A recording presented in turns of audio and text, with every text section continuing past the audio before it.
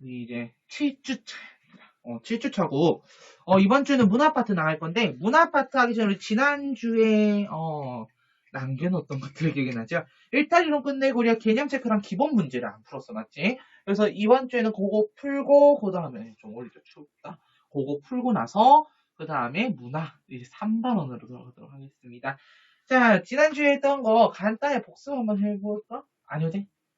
어차피 뭐 개념 체크하면서 복습할 건데, 맞지? 자, 가보자. 그럼 1번 문제부터 바로 볼게요. 104페이지 펴주면 되고, 우리 교재가, 전체 몇 페이지야? 전체 한 256페이지 중에 104페이지. 아직 반은 못 왔습니다. 반은 못 왔지만은, 그래도 제법 많이 왔어, 맞지? 우리 좀만 더 달려서 가면 됩니다. 네, 좀만 더 한번 해봅시다. 알겠지? 자, 가보자. 104페이지 1번. 자, 디르케메 아노미 이론은 문화적 목표와 제도적 수단의 불일치로 일탈이 발생한다? 자, 우리 일탈 이론에 대해서 우리 첫 번째 배웠던 게 일탈 행동 배웠고, 맞지? 일탈 행동에 대해서 배우고, 두 번째로 배웠던 게 누구의 아노미 이론? 아노미 이론은 아노미 이론인데 누구의 아노미 이론? 디르케메 아노미 이론, 맞지?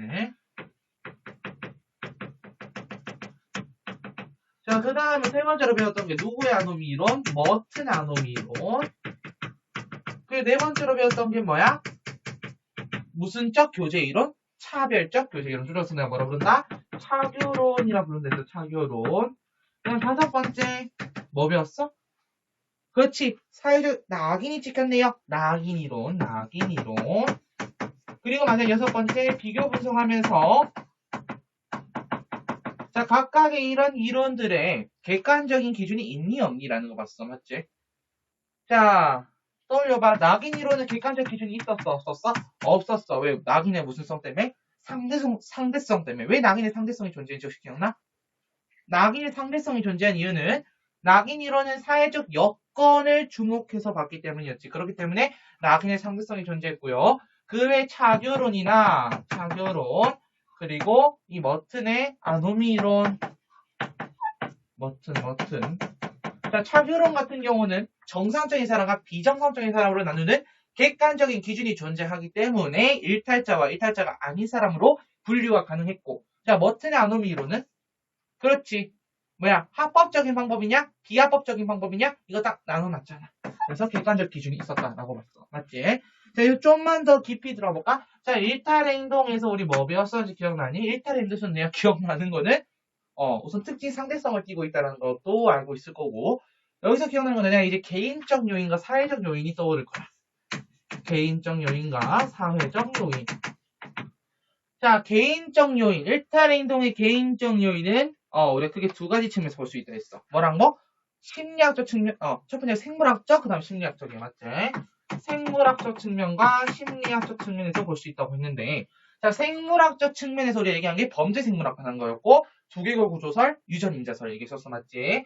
자, 심리학적 측면에서는 무슨 이론? 깨진 유리창 이론.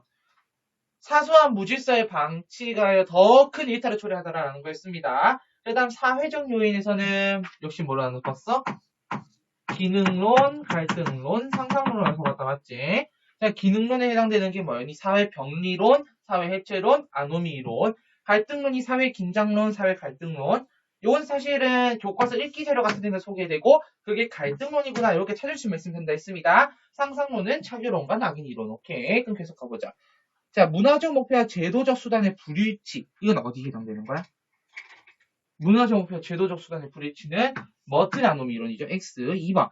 디르켐의 아노미 이론은 지배적 규범의 부재가 일탈의 발생 원인이라고 봐? 그렇지. 규범의 부재. 규범이 없으니 혼란스러운 상태. 이거야. 무규범. 그 자체를 아노미라고 부르다 했잖아. 맞지? 자, 3번. 아노미 이론은, 디르켐의 아노미 이론은 무규범 상태를 일탈 행동의 원인으로 강조하죠. 맞지? 4번. 머튼의 아노미 이론에 따르면 일탈의 해결책으로 문화적 목표를 이룰 수 있는 적절한 수단의 제공. 정확히 좀 더 깊게 디테일하게 보면은 합법적 수단을 제공해줘야 된다. 그래서 4번도 5번 봐봐. 차교론은 일탈을 규정하는 객관적 기준이 존재하지 않는다고 본다. 야, 차교론 객관적 기준 존재한다고 보잖아요. 5번 X죠. 자, 6번. 차교론은 정상적인 집단과의 교류학들을 일탈의 해결책으로 바라본다. 맞아요. 잠시만. 요거 쌤이 요거 좀 할게요. 왜 안 되니? 자, 6번 다시 보자. 자, 차교론이 정상적인 집단과의 교류학들을 일단 회계적으로 보죠. 자, 다음 7번. 낙인 이론은 일탈의 행동 자체보다 그에 대한 사회적 반응에 주목한다. 그렇지, 사회적 반응, 바로 말 사회적 여건에 주목한다. 자, 다음 8번. 낙인 이론은 목표와 수단의 괴리를 일탈의 근본적 원인으로 강조한다. 야, 목표의 수단과 괴리는 뭐야? 이거는 머튼 아노미 이론에 대한 얘기죠. 알겠니? 문화적 목표와 그에 맞는 합법적인 수단인지, 그러니까 즉 제도적 수단이죠. 목표와 수단. 자, 그 다음 9번. 낙인 이론은 일탈 행동이 급격한 사회 변동으로 인해 촉발된다고 본다. 야, 급격한 사회 변동으로 인해서 촉발되는 걸 뭐라 해요? 디르케메 아노미 이론이지. 디르케메 아노미 이론. 그 다음 10번. 자, 디르케메는 지배적 무엇의 부재? 지배적 규범의 부재. 지배적 규범의 부재고요. 그 다음 11번. 일탈 행동의 대체로 강력한 사회 통제를 강조하는 일탈 이론은 뭐야? 야, 일탈 행동을 막기 위해서는 사회 규범의 통제력을 회복해야 된다라는 표현을 썼었는데 혹시 기억나? 이게 뭐였어? 그렇지, 누구의 아노미 이론? 디르케메 아노미 이론. 디르케메 아노미 이론. 그 다음 12번. 자, 부정적 자아의 형성. 이거는 즉 낙인이 찍혔기 때문에 부정적 자아의 형성이 일어난다 라고 했습니다. 낙인 이론에 대한 설명 되겠고요. 자, 그 다음에 13번. 일탈을 설명하는 이론 중 땡땡 이론, 땡땡땡? 뭐 땡땡 이론인지 모르겠어. 무슨 이론은 일탈을 규정하는 객관적 기준이 존재하지 않는다. 낙인 이론이죠. 다음 14번. 일탈을 설명하는 이론 중 무슨 이론은 일탈이 문화적 목표와 제도적 수단 간의 괴리에서 발생한다. 머튼의 아노미 이론. 그 다음에 15번. 차별적 교제 이론은 일탈이 타인과의 무엇 과정을 통해서 그렇지 상호작용 과정에서 일어나는 거라고 보죠. 16번. 일탈을 규정하는 객관적 기준이 없다고 보는 것은 낙인 이론입니다. 자, 미시적 관점에서 일탈 행동을 설명하는 것은 자, 디르케메 아노미 이론과 차교론 중에 뭐야? 자, 여기서 하나 더. 자, 아노미 이론, 기능론, 차교론, 낙인 이론, 상상론이잖아. 뭐로 가야 돼요? 야, 미시적 관점에는 상상론이죠. 얘는 더. 그럼 뭐야? 차교론이네. 맞지? 그 다음 18번. 일탈 행동 자체보다 그에 대한 사회적 반응을 더 문제시하는 이론. 이거는 낙인 이론에 대한 설명되겠죠. 18번. 낙인 이론. 낙인 어디니?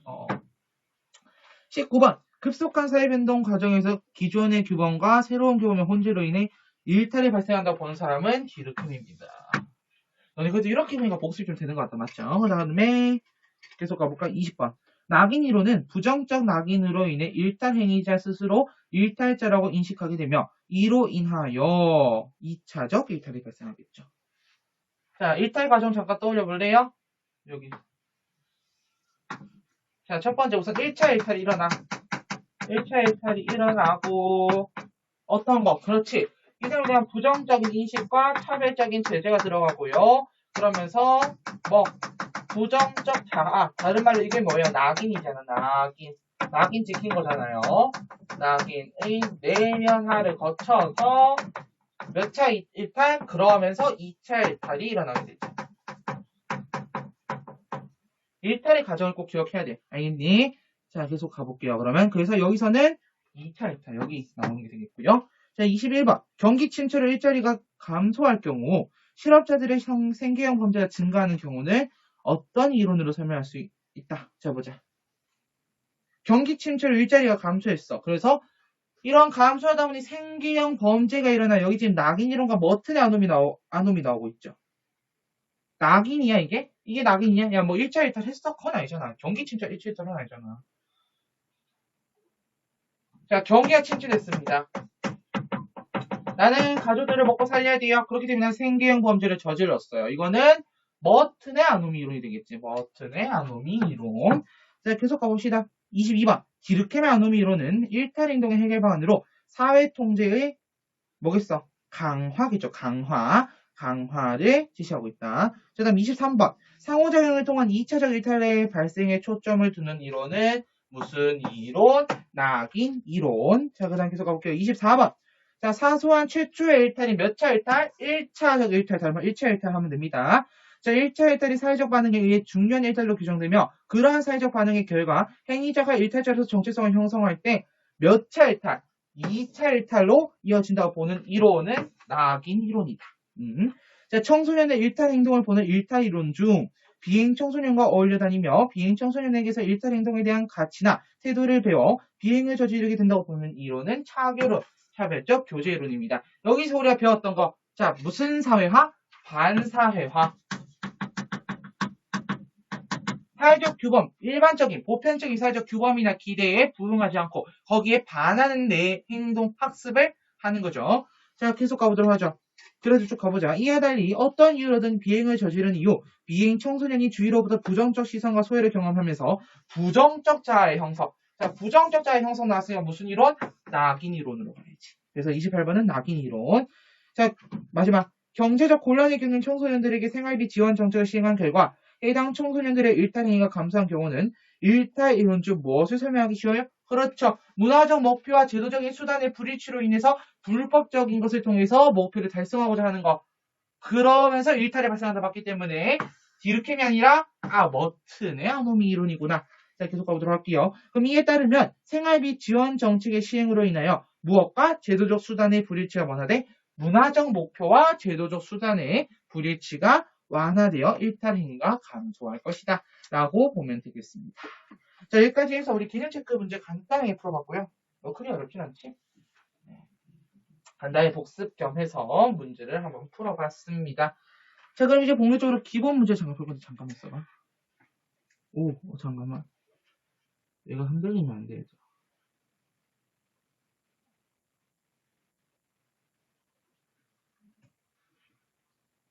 어머나.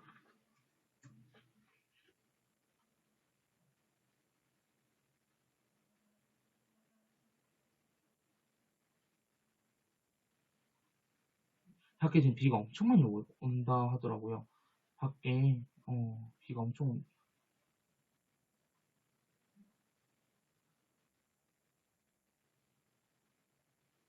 쭉 당겨서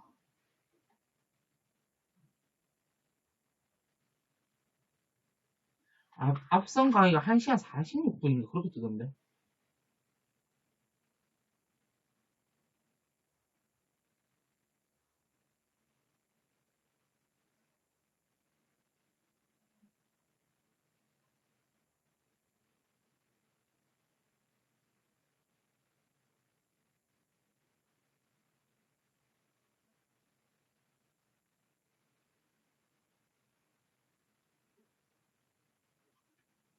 내가 이러고 있나 여러분 뭐 해야 돼? 문제 풀어야죠 여러분. 내가 이렇게 갑자기 든 생각이 너네는 뭐 하나 라는 생각이 드는 거야.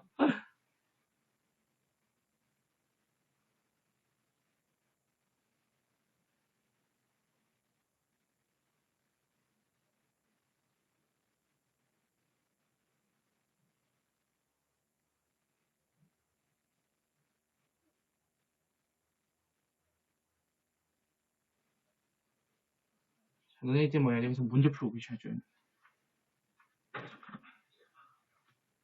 흑자.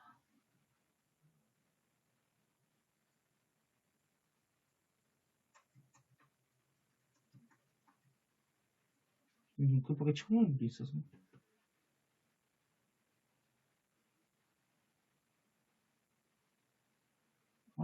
됐어.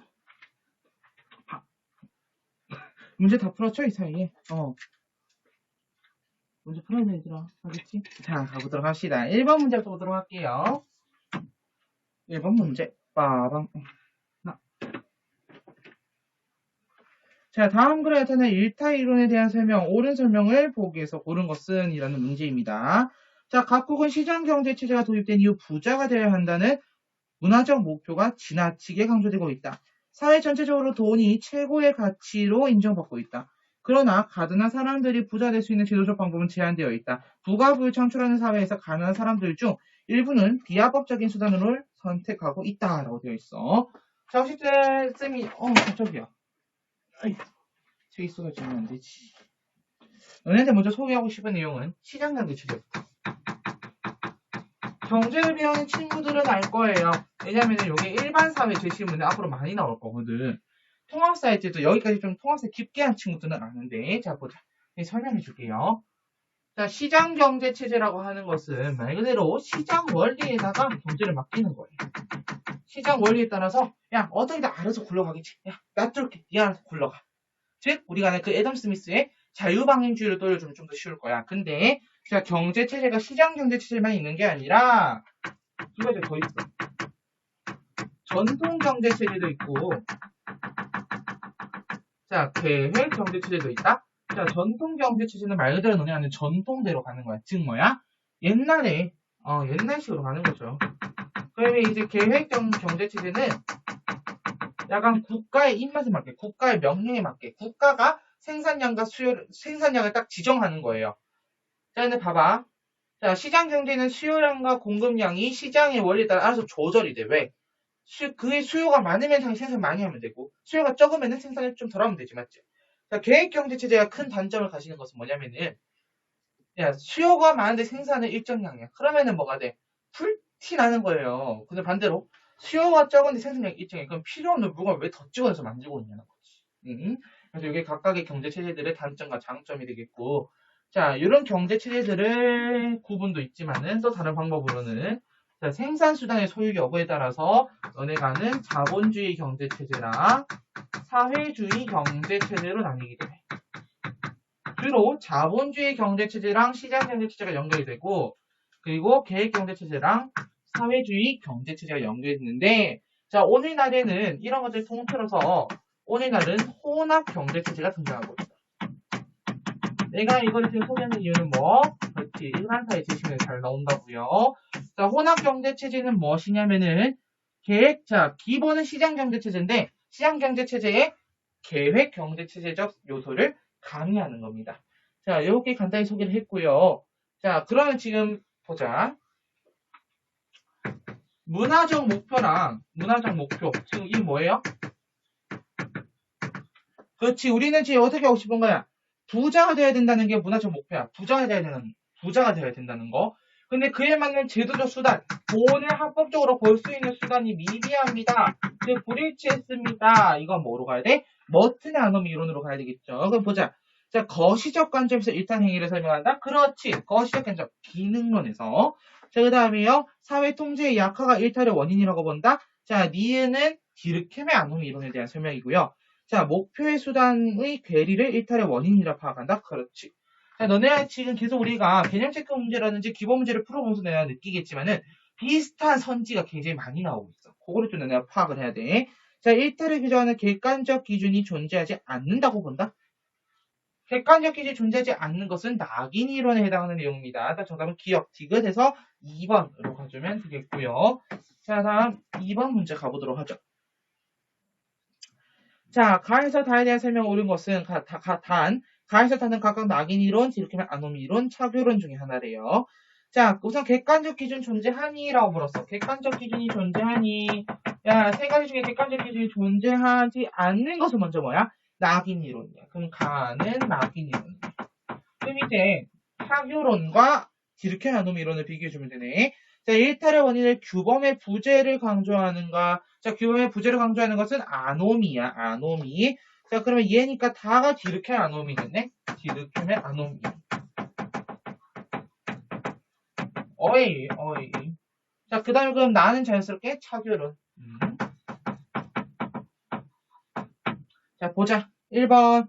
가는 낙인 이론은 급격한 사회 변동으로 급격한 사회 변동으로 일타 이론이 일어나는 것은 다에 대한 설명이죠. 자, 일타 행동이 상호작용을 통해 학습된다.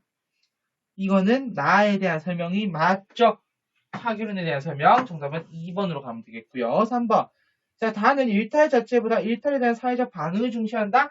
자, 일탈에 대한 사회적 반응을 중시하는 것은 낙인 이론이고요.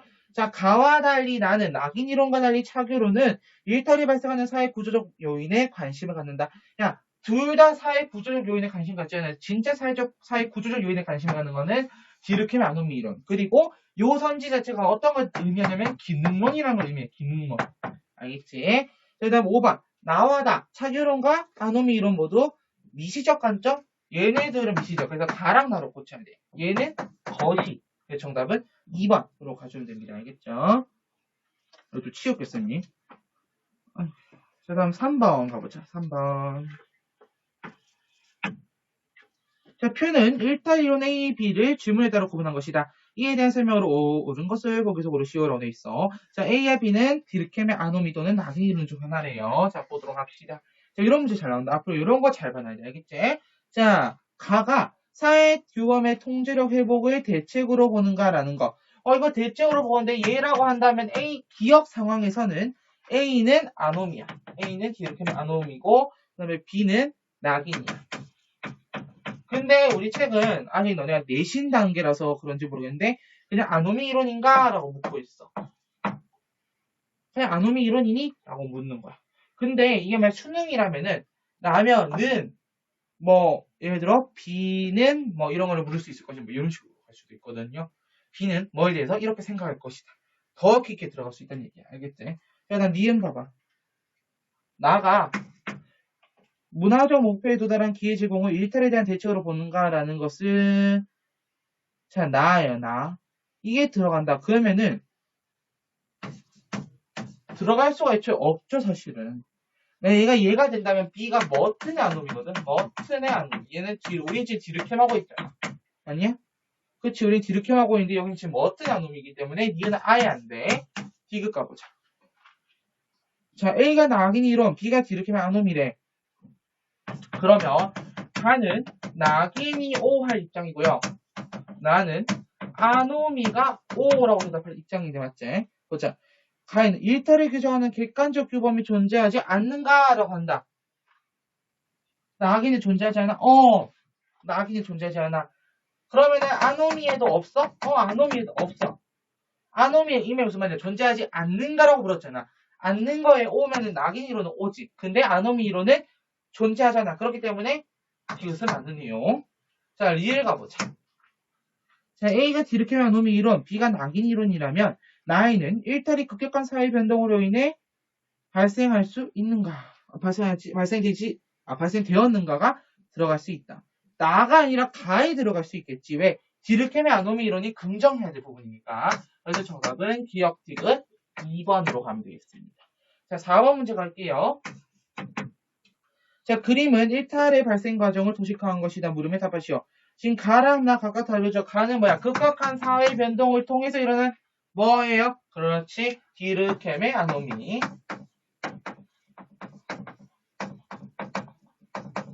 디르켐의 아노미. 자, 그럼 나는 뭐야? 문화적 목표와 제도적 수단 간의 괴리 이거. 그렇지. 머튼의 아노미. 각각 해결 방안. 자, 그럼 디르켐 뭐 해야 돼요? 사회 규범의 통제력을 회복하고 그 다음에 또 뭐 해야 될까? 새로운 가치관을 정리시키고 새로운 규범을 제시하면 됩니다. 자, 머튼의 아노미 이론은요? 문화적 목표를 달성할 수 있는 합법적인 수단, 합법적인 방법 제공하는 겁니다. 오케이. 적절한 수단이라 표현하기도 하죠. 자, 다음 5번 문제 가보자. 5번. 자, 다음 두 사례에 공통적으로 적용할 수 있는 일탈 이론 봅시다. 자, 국회의원 선거에 출마한 갑은 경쟁 후보에 비하여 열세인 상황을 반전시키기 위하여 거짓말인 줄 알면서도 상대 후보에 대한 유언비어를 퍼뜨렸다. 자, A고등학교에 재학 중인 을은 또래 친구들처럼 좋은 옷을 가지고 싶었으나 열심히 아르바이트를 해도 옷을 살 만큼의 돈을 모을 수 없게 되자 친구의 물건을 훔쳤다. 문화적 목표와 제도적 수단 간의 괴리가 발생하는 거네. 이건 뭐야? 그렇지, 머튼의 아노미 이론. 머튼의 아노미 이론. 자, 그럼 1번 봐봐. 사회적 낙인이 2차적 일탈? 자, 국회의원 후보는 이게 거짓말인 줄 알면서도 했고, 옷을 살 돈이 없자, 잘못인 줄 알면서도 훔쳤어. 그러니까 이거 뭐예요? 쭉 읽어봐. 자, 2번. 아노미 상태에서 일탈 행동이 이거로 가면 되겠니? 3번도 보자. 일탈자와 상호적인 과정에서 일탈이 합습돼 이거는 차교론. 일탈을 규정하는 객관적 기준이 존재하지 않는 것은 낙인 이론. 일탈을 해결을 위해서는 일탈자와의 접촉 차단이 필요하다는 것은 차교론. 네, 정답은 2번으로 가면 되겠습니다. 자, 6번 문제 한번 가보도록 할게요. 자, 일탈 행동과 관련하여 다음 글에서 도출할 수 있는 결론으로 가장 적절한 것은 자, 짧은 스포츠용 머리는 두발 규제를 실시하고 있는 A고등학교에서는 머리가 조금만 길어도 교칙에 따라 벌점이 부여된다. 그런데 A고등학교 인근 B고등학교의 경우 교칙의 두발 규제가 명시되어 있지 않다. A고등학교에서 두발과 관련되어 벌점을 받은 학생이 B고등학교에서는 아무런 문제가 되지 않는 것이래. 이건 뭐예요? 보자. 1번. 사회 변화의 원동력, 사회 변화 원동력 좀 약간 거리가 멀죠? 사회 구조적 요인에 의해 발생한다? A 학교는 안 되고 B 학교는 상관없고. 이건 아닌 것 같아. 3번. 일탈 행동에 대한 규정은 장소에 따라 상대적이다. 그것도 정답은 특징인 상대성을 유도하고자 하는 그런 부분이 될 것 같아요. 자, 사회규범 통제력 약화를 초래해야 합니까? 이거는 아니에요. 7번. 아니, 그냥 5번. 일탈 행동은 차별적 상호작용 과정. 야, 차별적인 상호작용 과정에서 학습된다면은 그거는 뭐가 돼야 되는 거야? 그렇지 차교론이 돼야 된다는 거야. 알겠니? 그래서 한 7번 문제 가봅시다. 7번. 자, 7번 문제 볼게요. 자, 밑줄 친 부분을 설명할 수 있는 일탈 이론에 부합하는 진술로 가장 적절한 것은 자, 청소년은 자신의 정체성을 찾아가는 과정에서 롤모델을 필요로 한다. 이때 1차적 모델이 되는 부모나 교사가 청소년기의 특성을 이해하지 못하고 일부 청소년의 행동과 변화를 문제시할 경우 그들의 낮은 자아 존중감을 갖게 되어 일탈 행동을 하게 돼. 이거 낙인 이론 같은데 맞지? 자, 1번. 청소년 일탈은 가치관이 정립되지 않아 발생한다. 자, 너네 이걸 봤을 때 봐봐. 하늘에 대해서 부정적인 인식이라는 표현을 쓸 수 있을 것 같아. 7번 문제에 대해서는. 자, 부정적 인식이라는 표현을 쓸 수 있을 것 같은데, 내가 그 표현이 왜 나올 것 같다고 생각하냐면은, 자, 일체적인 롤모델이 부모나 교사인데, 이런 사람들이 청소년기의 변화나 문제를 갖다가 어떻게 하는 거예요? 그걸 갖다가 문제시하는 거잖아요. 자, 그렇기 때문에, 아무래도, 선생님이 봤을 때는, 낙인 이런 거 가나, 이용이 아닐까 싶어요. 자, 그러면 가치관의 정립과 관한 내용은 뭐야? 가치관의 정립은 아노미로. 그렇지. 지배적인 규범의 혼지, 이것도 마찬가지 아노미. 자, 비행 청소년과의 교류. 야, 비행 청소년과의 교류는 이건 뭘 나타내는 거야, 얘들아? 그렇지. 차교론. 자, 성적을 우선시하는 사회 문화가 원인이다. 라고 하고 있습니다. 성적이 문화적 목표가 된다. 근데 그에 맞는 제도적인 수단? 난 더 이상 공부 이렇게 못할 것 같아. 시험지라도 훔쳐서 할까? 수능 전날 막 그런 거야. 수능 전날, 누가 수능 답변 따려, 꿈에서 조상님이 나서 수능 답이라도.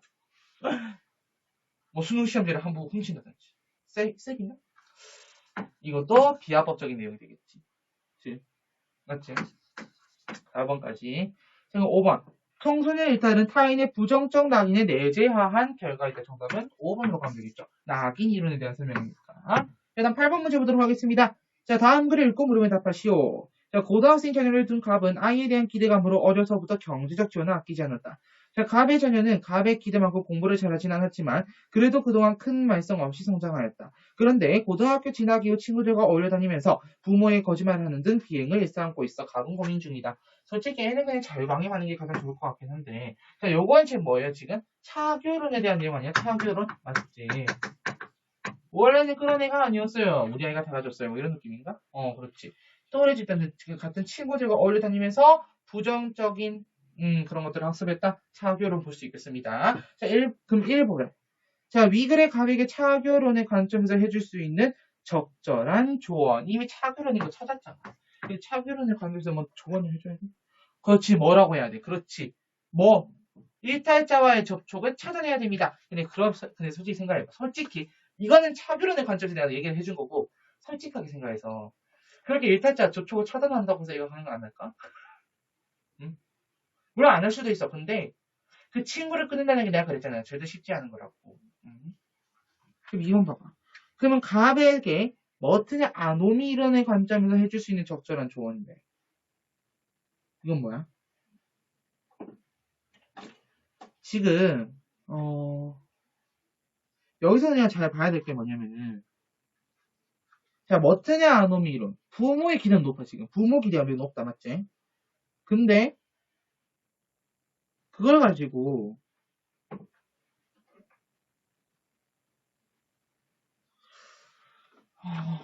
사실 이거는 그렇게 썩 좋은 건 아닌데 우리 책에 있는 서술형 답안의 모범 답안 코드를 읽어줄게요. 이거는 자, 부모의 기대가 높은데 정상적인 방법으로는 그것을 충족하지 못하니까 오히려 자녀가 비행을 저지르고 있습니다. 자녀가 정상적인 방법으로 충족시킬 수 있는 수준으로 부모의 기대를 낮출 필요가 있습니다. 난 저 2번 문제는 좀 별로인 것 같아요. 2번 문제 아직 이렇게 넣어서 보는 것은 좀 아닌 것 같긴 하지만 뭐 이렇게도 낼 수 있다라는 겁니다. 자, 그래서 8번까지 다 봤고요. 자, 그러면 여러분들 이제 우리 뭐 해야 돼요? 그렇지. 2단원 마무리 합시다. 자, 뒤로 한 장 넘겨서 2단원, 대단원 마무리 정리 한번 가보도록 할게요.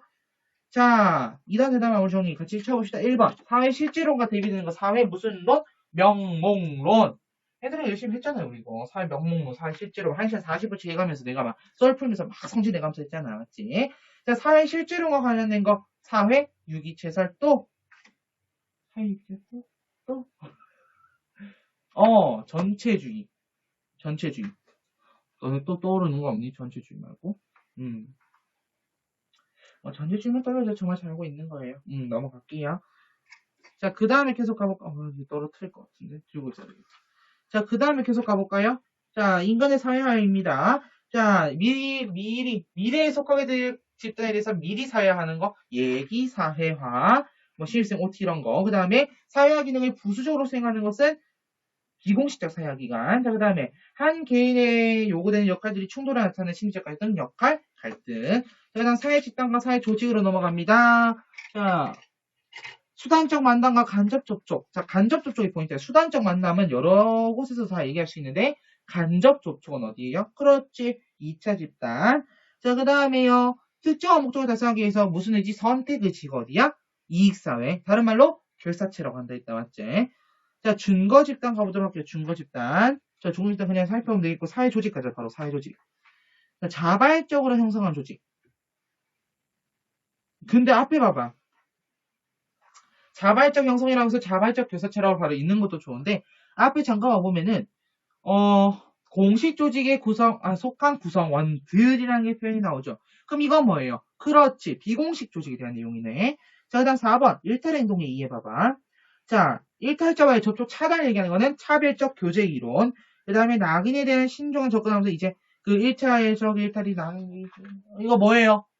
그렇지. 이거는, 뭐야? 얘들아, 답할 수 있어. 낙인 이론. 그렇지. 이렇게 여러분들이 빈칸 다 채울 수 있으면은 잘 하고 있는 거고요. 뒤에 있는 심리학과 수능 열기 이런 거는 차라리 이거 볼 바에 내가 나중에 나눠줄 건데 우리 강의 저 올라가 있지만은 쌤이 수능 기출 최근 그러니까 2021 수능, 2021 9평, 6평 그리고 가끔가다 3교 문제 3월 교육청 그리고 2020 수능 문제까지 넣어놨어요. 그래서 기출 문제를 이렇게 넣어놨기 때문에 여러분들 그거를 보고 쌤이 이제 챕터별로 다 빼줄 거야. 중간원별로 따로 교환 작성해서 드릴 거니까 한번 그걸 풀어보세요. 우리 이렇게 강의 다 듣고 한 챕터 끝났네? 그럼 그 문제 한번 풀어봐. 내가 풀리면은 너는 이미 이 사회문화의 수능 수준까지 딱 배운 거고 안 풀린다. 그럼 다시 뭐 해야 돼? 다시 교재 복습해야지. 알겠지? 자, 그러면은 우리는 이제 문화로 가겠습니다. 3단원 문화와 일상생활입니다. 자, 필기는 이번 시간에 한 3페이지 해야 될 것 같은데, 얘들아. 많이 바빠, 이번 시간이. 자, 가보자. 자, 3-1 문화의 이해. 자, 우리가 어느 때 사회문화를 해가지고 지금 3단을 들었습니다. 사회문화 오늘이 20번째, 오늘 20강이네. 20번째 시간이네. 얘들아, 앞으로 사회문화 우리 10번 남았어요. 3분의 2 지점 너네 통과해온 거야. 근데요, 10번이요? 10번 남았어요. 더 하고 싶어? 요거 포함하면 11번이네. 요거 빼면 10번이고. 자, 그럼 1번. 샵 1번부터 따야 되구나. 자, 샵 1번은 문화의 의미입니다.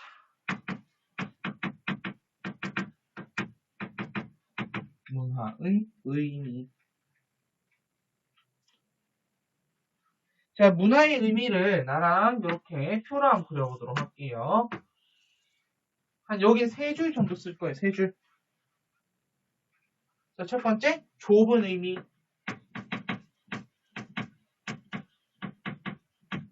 좁은 의미.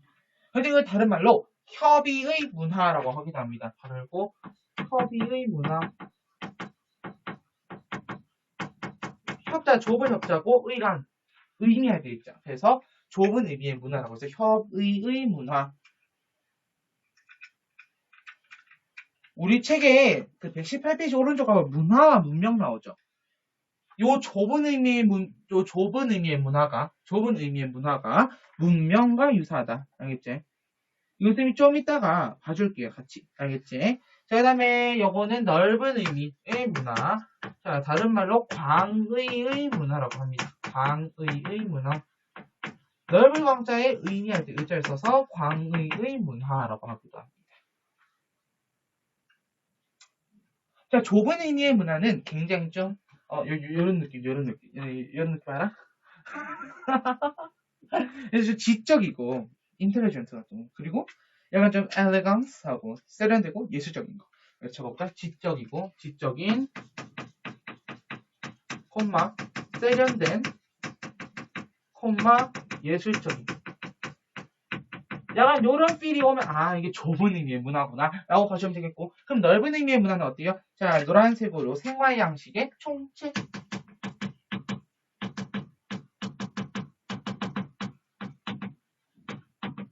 생활의 전반적인 내용을 다 담고 있는 거예요.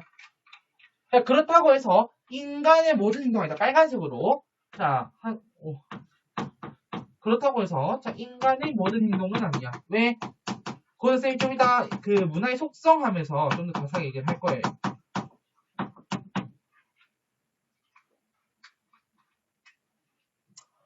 자, 좁은 의미의 문화는 평가적 의미를 내포하고 있어. 평가적 의미를 내포한다. 이때 쌤이 이제 책을 보기 위해서 118페이지 오른쪽 날개 다는 거 같아. 이 얘기 이제 할 거야. 자, 일반적으로 문화가 인간의 모든 사회적 생활 양식, 그 문화 문명 봐봐. 사회적 생활 양식 가리키는 것과 달리 문명은 자연 그대로의 생활 양식으로부터 벗어난 기술적, 물질적으로 발전된 단계를 뜻한다. 문화와 달리 문명은 선진적, 야만적과 같이 우열을 가리는 평가적 의미를 가진다. 따라서 문화는 어느 사회에나 존재하지만 문명은 지식과 기술이 발달한 사회에만 존재한다. 그래서 좁은 의미의 문화가 문명과 비슷하다라고 하는 이유야. 선생님 잠깐만요. 평가적 의미가 내포되고 있다면서요. 이게 뭘 평가시던 거죠. 좁은 의미에서는 봐봐. 얘가 지적인지 아닌지, 얘가 예술적인지 아닌지, 얘가 뭐 세련됐는지 아닌지 그런 걸 구분할 수 있는 거지. 자, 그에 비해 넓은 의미의 문화에서는 봐봐. 자, 넓은 의미의 문화. 자, 생활 양식의 총체고 인간의 모든 행동은 아니라고 그랬어. 즉, 본능적 행위야. 저거 본능적 행위, 콤마, 개인적 습관. 자, 본능적 행위와 개인적 습관은 어떻게 해야 돼요? 제외시킵니다. 제외. 이것들은 문화가 아니에요 라고 얘기하는 거야. 자, 그럼 좁은 의미의 문화 예시 좀 더 가볼까요? 자, 보통은 이게 문화가 좀 앞에 오면은 좁은 의미의 문화가 걸려 있어. 예를 들어, 뭐, 문화생활, 문화인, 문화센터. 요런 게 약간 좁은 의미의 문화야. 자, 문화생활, 적어봐. 문화생활, 콤마, 문화인, 그 다음에 문화센터. 초가. 초가. 조금 초가 있잖아. MMO. 자, 그에 비해 넓은 의미의 문화는, 자, 적어볼래? 한국 문화, 대중문화. 이런 것들, 좀 문화가 뒤에 가 있는 것들. 이런 거는 넓은 의미의 문화인데, 요거는 좀 기억해놓자. 빨간색, 노란색으로. 문화인류학. 요거는 넓은 의미의 문화입니다. 우리가 지금 배우고 있는 요 3단원이 문화인류학과 가는 단원이야. 문화인류학 중에서도 특히 문화 파트에 좀 더 포커스를 둬서 보고 있는 그런 단원입니다. 난 개인적으로 사회학 끝나니까 좀 많이 아쉬운데. 사회학이 은근 재밌지 않아요, 얘들아? 나만 재밌었던 거야? 그래, 막상 문제 풀면 달라질 수 있어, 맞지? 수능 문제 풀면은. 좀 어렵게 느낄 수도 있을 거예요. 자, 그러면은 이제 샵 2번으로 갑니다. 문화의 속성. 자, 문화의 속성. 첫 번째, 빨간색으로 공유성. 1번. 문화의 속성 첫 번째, 공유성이야. 왜? 문화는 공유되어져 있어. 지금 무슨 말이야? 구성원 다수에게 공통적인 생활 양식으로서 존재하고 있다는 거야. 자, 예를 들어, 설날에 떡국을 먹는다. 라고 하면은, 한 살 더 먹었구나라는 걸 누구나 파악하지 않아. 그럼 기본적으로 이거 설날에 떡국을 먹는다. 이것 자체도 뭐야? 공유되어 있으니까 아, 설날 떡국을 먹구나 라고 할 수가 있는 거지. 만약에 문화의 공유성이 존재하지 않는다면은 야, 너 설날 떡국 왜 먹어? 라는 인물은부터 출발하겠죠. 야, 당연히 설날 당연히 떡국 먹는 거 아니야? 야, 설날 떡국 왜 먹어? 자, 그러면 내가 하나 더 이슈 들어볼게. 한국에 있는 사람과 미국에 있는 사람이 똑같이 설날을 맞았다고 해보자. 자, 한국에 있는 사람은 떡국을 먹어야지 라고 하겠지. 근데 미국에 있는 사람은 별 생각이 있을까? 없어요. 왜? 이 미국 다니는 얘는 그냥 보통 평일일 뿐이야. 그래서 자, 공유성 적어보도록 할게요. 구성원 다수의 공통적 생활 양식. 구성원 다수의 공통적 생활 양식. 우리가 이걸 뭐라 한다고? 공유성이라고 한다고. 공유성. 자, 그렇기 때문에 우리가 공유하고 구성원들이 공유하고 있는 거기 때문에 예측하기가 쉽겠지. 그래서 적어봐. 자, 짝대기 행동 예측, 질서 유지. 행동 예측, 질서 유지. 그 다음에 정체성 부분의 기준이 된다. 왜? 내가 한국 사람인지, 내가 중국 사람인지, 내가 미국 사람인지, 내가 일본 사람인지 이런 것들을 구분할 수 있는 기준이 되겠죠. 자, 그리고 하나 더 이거는 노란색으로 쓸게요. 이거는 2020학년도 수능 기출선지인데 이걸 헷갈리는 친구들이 있더라고. 자, 구성원의 사고 그리고 중간점 행동을 구속한다. 왜요? 모든 걸 다 알고 있으니까. 이건 요 선지가 꽤 까다롭게 나왔어. 그래서 선배들께 많이 틀렸던 건데, 자, 이거는 공유성에 대한 내용이다라는 거 반드시 꼭 파악을 해줬으면 좋겠습니다. 알겠지? 구성원의 사고와 행동을 구속할 수 있는 이유는 구성원 다수의 공통적인 생활 양식을 다 알고 있으니까 어떻게 하는 거야? 그들이 행동 예측도 가능하고요. 질서 유지시킬 수 있고요. 정체성을 구분할 수 있잖아요. 행동을 예측할 수 있다는 거는 행동을 구속할 수도 있단 말이야. 왜? 행동의 패턴을 다 알고 있기 때문에. 자, 그다음 빨간색으로 2번. 학습성. 자, 요거는 여기 볼 수 있어요. 상호작용을 통한 후천적 학습. 상호작용을 통한 후천적 학습.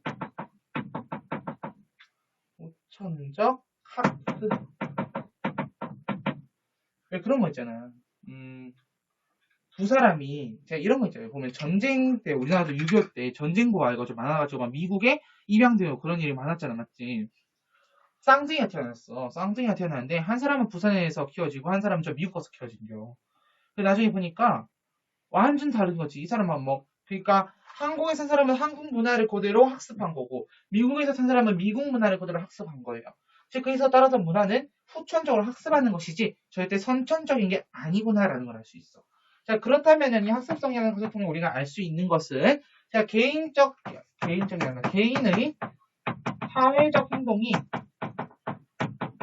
사회적 행동을 변화시킬 수 있다.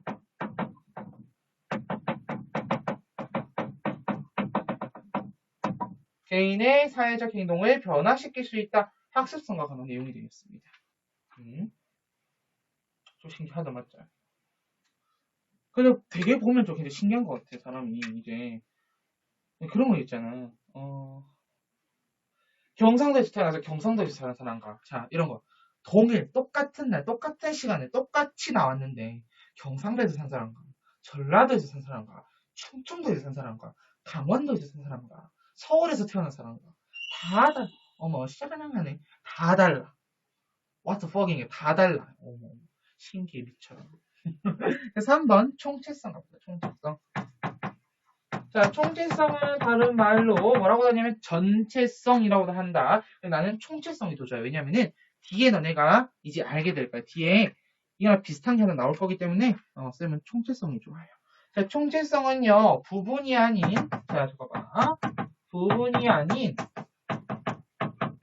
전체의 연관성. 전체의 연관성으로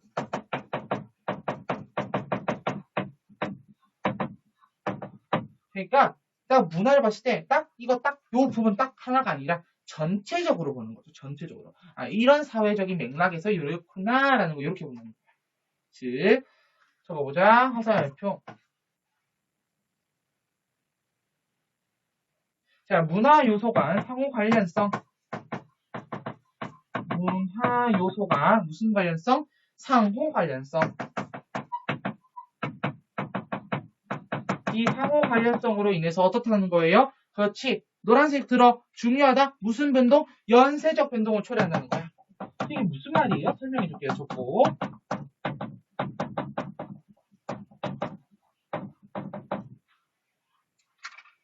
자, 부분이 아닌 전체 연관성으로 보다 보니까 문화 요소에서 각각 상호 간에 다 연관지어져 있는 거야. 그래서 요걸 딱 우리 이런 거야. 도미도 하나 딱 건드리면은 쫙 무너지지. 이런 느낌이에요.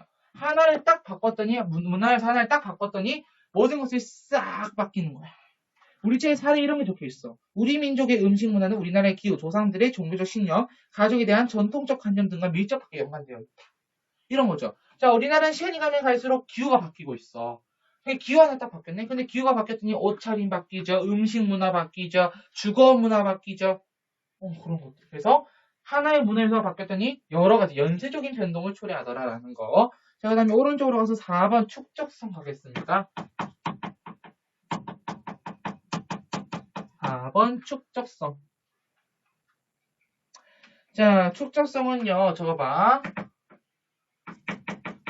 세대 간 전승, 중간점, 계승, 대어, 풍부해지.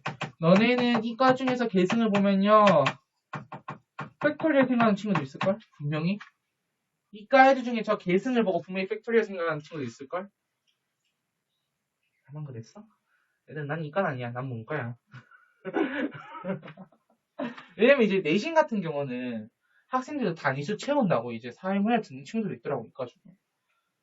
그런 거지. 문과 중에도 단위수 채운다고 생명과학이나 지구과학 듣는 거 있더라고요, 보니까. 자, 세대 간 전승되고 계승되고 풍부해집니다. 그래서, 윗세대에서 이렇게 하던 걸 우리는 여기다 이걸 더 붙여서 또 이렇게 해보고, 요게 점점 계승되는 거죠. 그래서, 짝대기, 뭐라고 적을래? 문화 발전의 원동력이다. 문화 발전의 원동력. 문화 발전의 원동력. 자, 여기서 이제 요거랑 좀 하는 내용 또 나올 거야. 자, 인간의 문화와, 자, 요거는, 자, 노란색으로. 자, 인간의 문화와 동물의 학습된 행동을 연관시켜 주더라라는 거야. 다시 한번 보자. 자, 인간의 문화와 뭐다? 그렇지. 동물의 학습된 행동을 구분시켜준다. 동물의 학습된 행동을 구분시켜준다.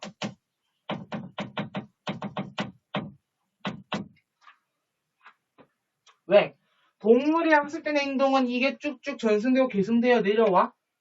물론 그런 경우도 있을 수는 있지만은 대체적으로 동물의 행동은 학습된 이유로 계승된다고는 잘 안 봐요.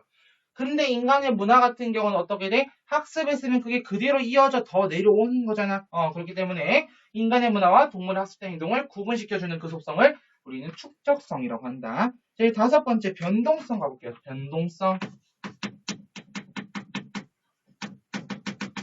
자, 변동성 같은 경우는 고정되어 있지 않고 항상 불변하다라는 거야. 그래서 적어보자.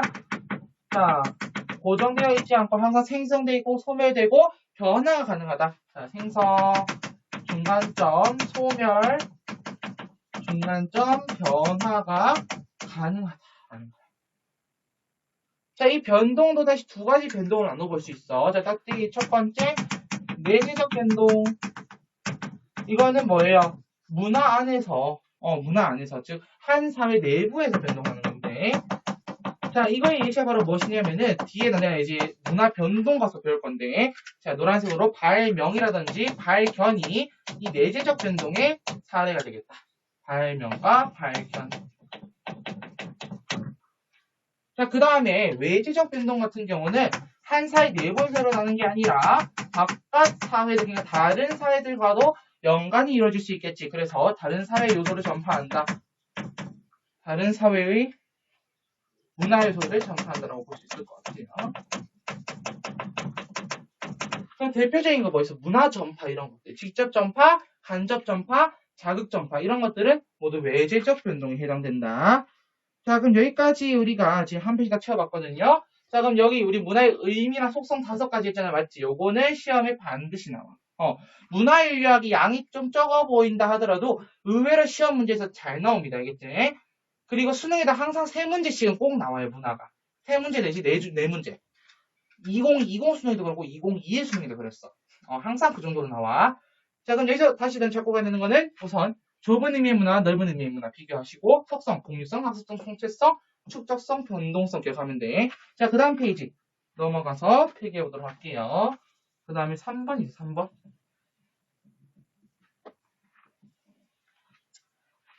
자, 3번으로 가서 문화 이해의 관점.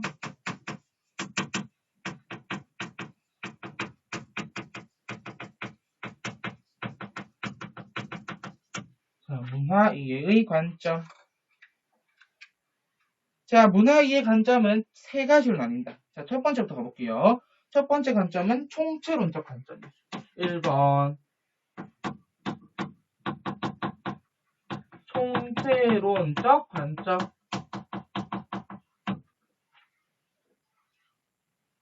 자, 총체론적 관점 당연히 뭐랑 관련이 있겠어? 총체성, 전체성과 관련돼 있겠지. 자, 총체성 아까 하면서 뭐라 했지? 총체성에서는 연쇄적인 변동이 초래될 수 있다라고 얘기했었는데 기억납니까? 왜? 그렇지. 한 가지 문화 요소가 바뀌면 다른 문화 요소들이 쫙 바뀌잖아요. 연쇄적인 변동. 그래서 총체성을 띈다. 다른 말로 전체성을 띈다라고 얘기했어. 바로 총체성. 자, 그러면 이 총체론적 관점 어떤 내용이야? 우선 첫 번째, 문화 요소는 상호 유기적 관계. 문화 요소는 상호 유기적 관계를 맺고 있다. 라는 거 하나. 그 다음에 구성 요소 간 관련성 그리고 연쇄적 변동에 주목하다. 이거 나 아까 얘기했던 거예요. 구성 요소 간 관련성 그 다음에 연쇄적 변동에 주목.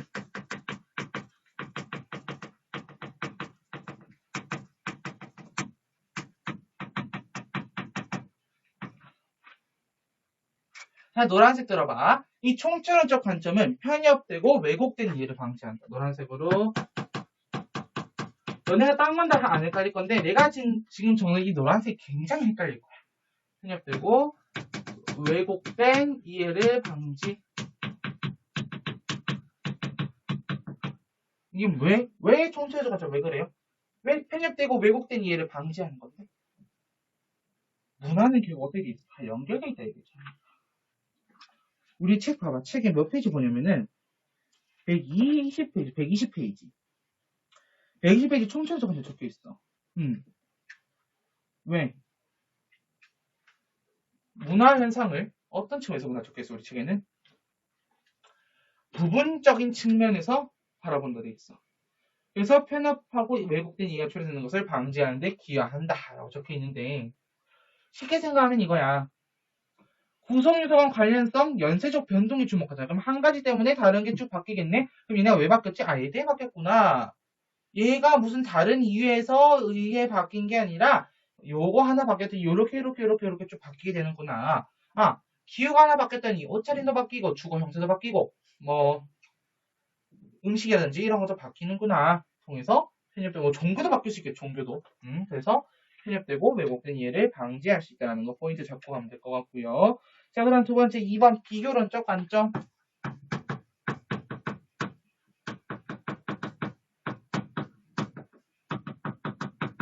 자, 비교론적 관점 같은 경우는 자, 우선 첫 번째 전제가 이거야. 문화는 자, 우선 노란색으로 보편성과 특수성을 동시에 지닌다. 보편성, 중간점, 특수성. 문화는 보편성과 특수성을 동시에 지닌다. 이게 우리가 다 배웠잖아. 언제? 사회문화 현상 배울 때. 자연현상과 사회문화 현상 비교할 때 자연현상은 보편성만 있지만 사회문화 현상은 보편성, 특수성 둘 다 가지고 있다 얘기했고 그 중에서 성격이 센가? 알죠? 배웠던 거. 즉 보편성과 특수성을 통해서 각 문화의 공통점과 또 특수성, 차이점 이런 것들을 파악하는 거예요. 그래서 각 문화의 공통점과 차이점을 파악하다. 공통점과 콤마 차이점을 파악하더라. 그러다 보니 자연스럽게 어때요? 객관적인 시각을 확보하는데 유리하겠지. 그래서 적어보자. 노란색으로 객관적 시각 확보에 유리.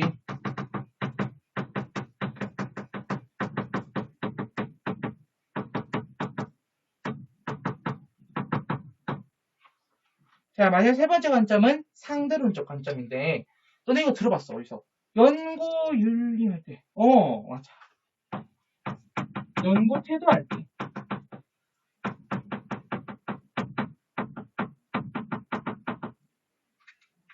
이거는 다른 말로 우리가 내부자적 관점이다라고 얘기하기도 하거든요.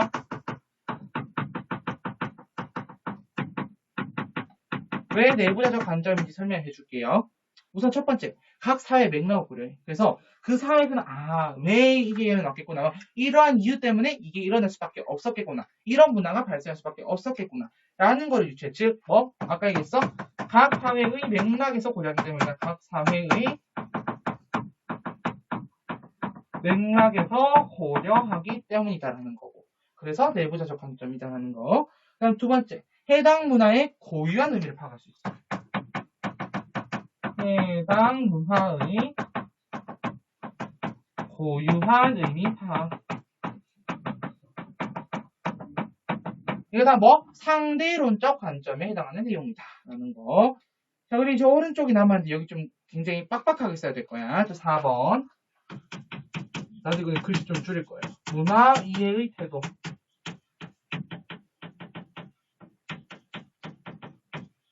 이게 좀 어려워. 어려운 건 아닌데 양이 좀 있어요. 문화 이해의 태도. 자, 문화 이해의 태도는요. 첫 번째, 우선 두 가지 나뉘어. 두 가지를 크게. 문화 절대주의와 문화 상대주의. 자, 문화 절대주의는 문화는 평가할 수 있는 겁니다. 문화는요, 이래서 좋고요. 이건 나쁘고요. 이건 괜찮은 거고요. 이건 잘못된 거예요. 판단할 수 있어. 그게 문화 상대주의는 아니야. 문화는 그 자체로 중요한 거야. 문화는 그 자체로 소중해. 라고 여기는 거. 자, 그럼 첫 번째 빨간색으로 1번. 문화 절대주의.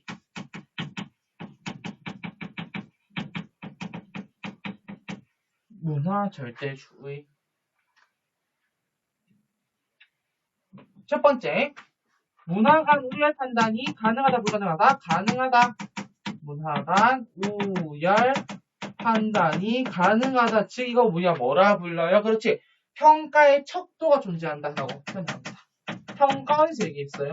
평가 척도가 존재한다. 자, 그럼 이 문화 절대주의의 전제는 뭡니까? 자, 전제. 자, 노란색으로 들어서, 자, 무슨 진화론? 문화 진화론.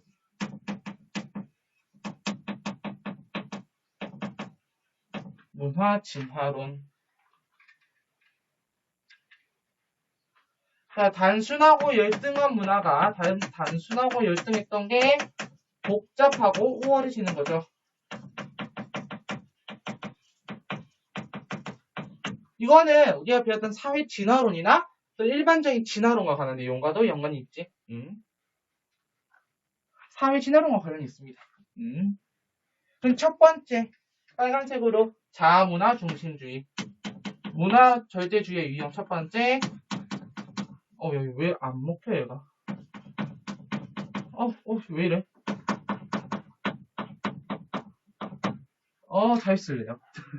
다시 쓸래. 이건 좀 아닌 것 같아. 차라리 얘로 쓰는 게 더 나을 것 같기도.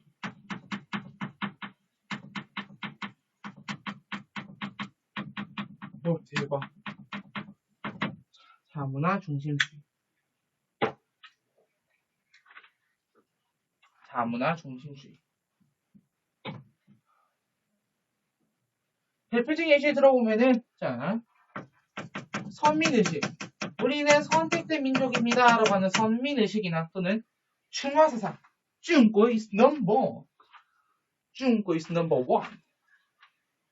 China is number one. 이거 중화사상. 중국이 세계 최고라고 여기는 중화사상. 이런 것들이 모두 자문화 중심주의에 해당되는 내용. 그럼 자문화 중심주의의 순기능.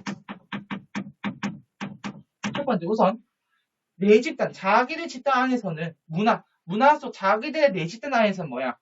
자긍심 고취되고 막 일체감이 고양돼. 국뽕이라나 우리가 흔히?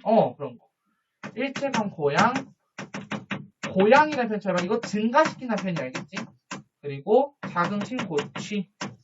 요게 진짜 평가원이 잘 나오는 표현입니다. 일체감 고양, 자긍심 고취. 하지만 잘못되죠. 이것도 잘못된 게 있습니다. 어떤 점이 잘못돼? 자문화 중심주의는 뭐가 잘못됐어? 맞아. 두 가지 노란색 적어봐. 첫 번째, 대타적 국수주의. 국수, 후루룩 누들이 아니라, 후루룩 누들이 아니라, 오로지 자기 나라 것만 중요하다 보니까 다 배척해버리는 거예요. 배타적이다. 다 배척해버리는 거야. 다. 우리 것만 중요해. 너네가 다 필요 없어. 무조건 우리 거야. 그러니까 문화 자체의 발달 순위 떨어지게 될 수도 있겠죠. 자, 그리고 또, 문화 제국주의.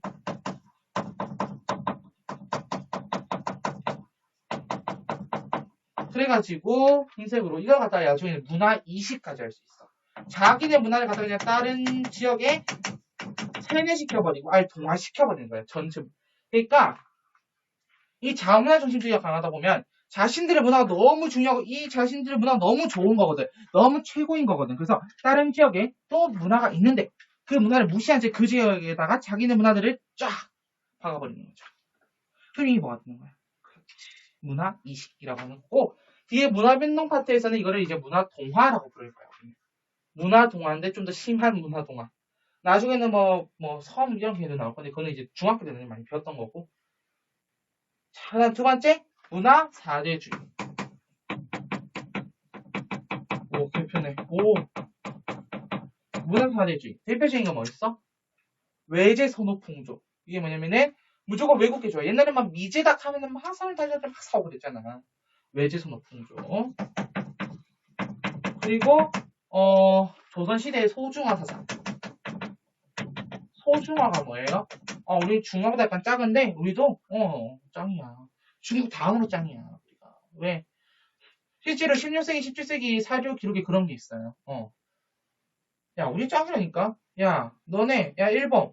그러니까 지금 명나라, 청나라 바뀔 때 그때 사료에 보면은, 야, 일본, 너네 우리 따를 생각 없냐? 우리 명나라 없어지고 나면 우리가 그 다음인데, 너네 우리 따를 생각 없니? 그러니까 일본에서, 나 싫은데 너네 안 따를 건데? 너네가 우리보다 문화가 좀 좋은 건 알겠는데, 문화 배울 게 많은 건 알겠는데, 난 너네 안 따를 건데. 이래요. 그런 사료 기록이 있어요. 그래서 소통하다. 여기까지. 그럼 이 문화 사대주의에도 좋은 점이 있겠죠. 문화 사대주의도 좋은 점이 있어. A, 순기능. 자, 문화 사대주의가 좋은 거는 우리보다 좀 더 좋은 문화를 배워올 수는 있어. 그래서 우리나라도 명나라를 사대하면서 배워왔던 것들이 꽤 많아요. 명나라 과학이라든지 뭐 학문적인 성리학의 발달 이런 것들도 우리가 또 들고 오거든요. 근데 실질적으로 사실 성리학이 엄청 발달한 곳은 중국보다도 우리나라가 더 발달해요. 조선 성리학이.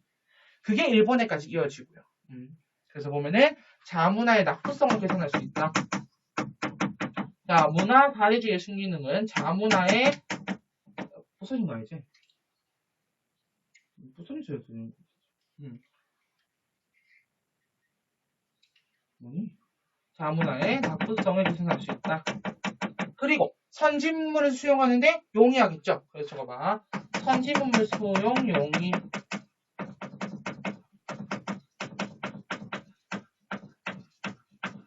자, 그에 비해서 문화 사대주의가 안 좋은 점은 뭡니까? 이 여기는 우선 첫 번째, 우리 문화를 잃어요. 자문화를 상실할 수 있다는 얘기예요. 그래서 저가 자문화 정체성 상실 우려가 있다. 자신들의 문화를 정체성을 상실할 우려가 있어요.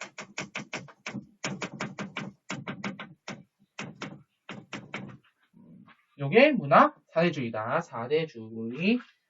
자, 마지막 빨간색으로 2번. 문화 상대주의.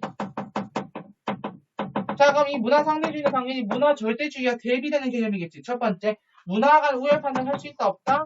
없다.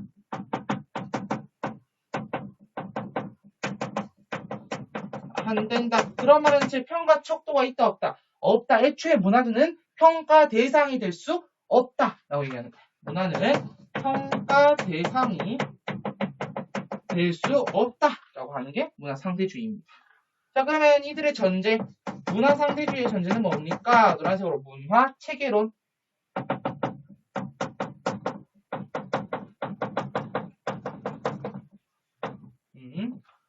왜요? 문화 체계론.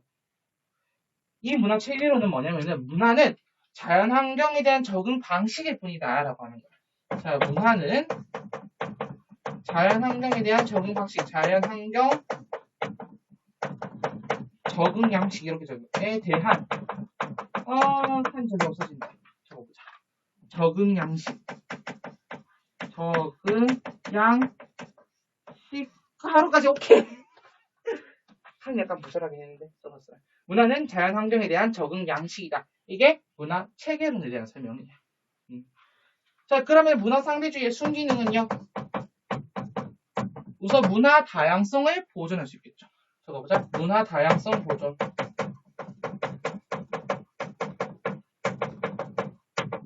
하지만 이런 순기능만 있겠니? 아니요. 역기능도 있겠죠. 역기능도 있어. 극단적인 문화 상대주의로 치우칠 수 있습니다. 자, 빨간색으로 극단적 문화 상대주의. 극단적 문화 상대주의.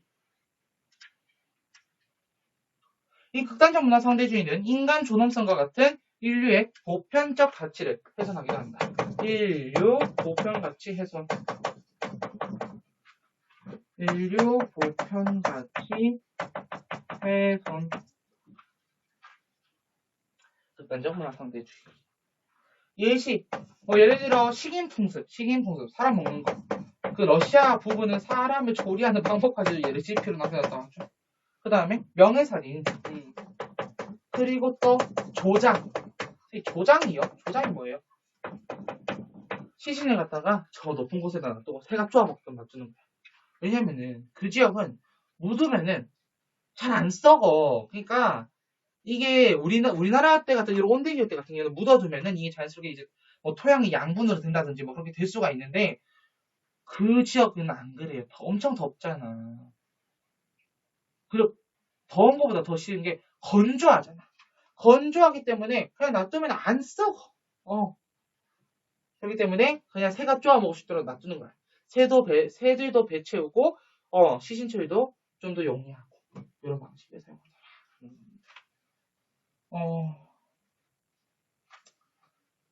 마지막으로 이게 필기할까 말까. 이거 필기해도 문제를 풀 수 있거든요. 자, 그래서 우선 여기까지 필기하고 10분 쉬었다가 와서 우리 그 교재 보고 문제 풀고 그 다음에 문화의 구성 요소부터 해가지고 현대사의 다양한 문화 필기할게요. 알겠지? 그러면은 10분을 해볼게요.